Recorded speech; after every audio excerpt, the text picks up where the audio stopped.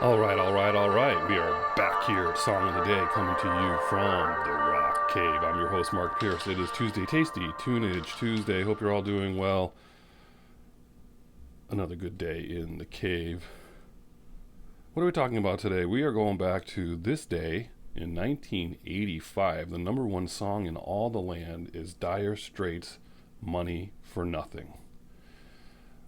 We did do a show on this in season one. We did it on the whole album, but I can't let this go by in the calendar because it's one of my favorite records of all time. And there's just so much to like, right? So if you're of a certain age, you remember when this came out. I remember exactly where I was when I heard this for the first time. I was in my driveway playing basketball, and it came on the radio on my boombox, and I just remember hearing that Sting's voice and being like, what is this that we're listening to? This sounds amazing. And the song played, and I was like, this is great. I love this. This is Dire Straits' fifth album, of course, Brothers in Arms, like I said. Second single off the record. I mean, this whole record, front to back, every song is excellent. There's not a bad song on here.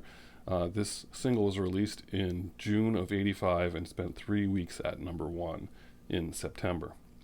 And it won a Grammy for Best Rock Performance and was nominated for Record of the Year and Song of the Year. Songwriting credits go to Mark Knopfler and Sting. How about that? Sting sitting around in his fields of gold, partly because he's collecting royalties on Money for Nothing. How about that? I guess this is a true story about how this came to be.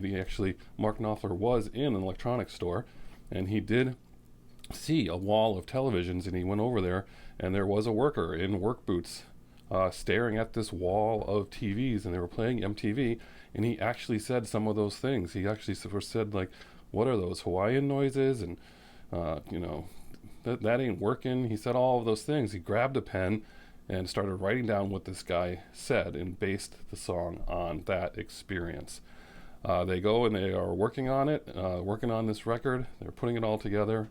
It's pretty much done, and they're on holiday, and he's trying to work through it some more. They're on Montserrat, and he's basically thinking of MTV and when they would show all those bands saying, I want my MTV, and the Police had done that famously, and he was thinking about that, and he's like, I could put that to the melody of Don't Stand So Close to Me, and it would fit perfectly, and I really want Sting to do this. And it turns out Sting was on holiday at the same time as them in the same place, and they were friends with each other, so they got together and had him do it. And because it's Don't Stand So Close to Me melody, Sting gets writing credit. That's all he contributed to it. But it just makes that song, does it not? I mean, you can't just skip over that and play that on the radio and play just from the song. You have to play the I Want My MTV part, and sometimes they wouldn't play it, and you'd be like, damn. Groundbreaking video. If you look at it now, you think that's pretty funny. But that was the first time they used computer-generated graphics to look like people. And Mark Knopfler is famously anti-video. I had only seen one Dire Straits video prior to that, Roller Girl. And he just didn't believe in videos. He just believed in live performances. And he just was not interested in doing a video. And MTV was like, you have to do a video. You have to do a video. They flew to wherever he was, I think Budapest, try to convince him to do a video. They had a concept and everything, and he still wasn't buying the concept, and he had a girlfriend at the time that was there, and she was like, yeah, you need to do a video. There's no interesting videos on MTV. This sounds really cool. You need to do this.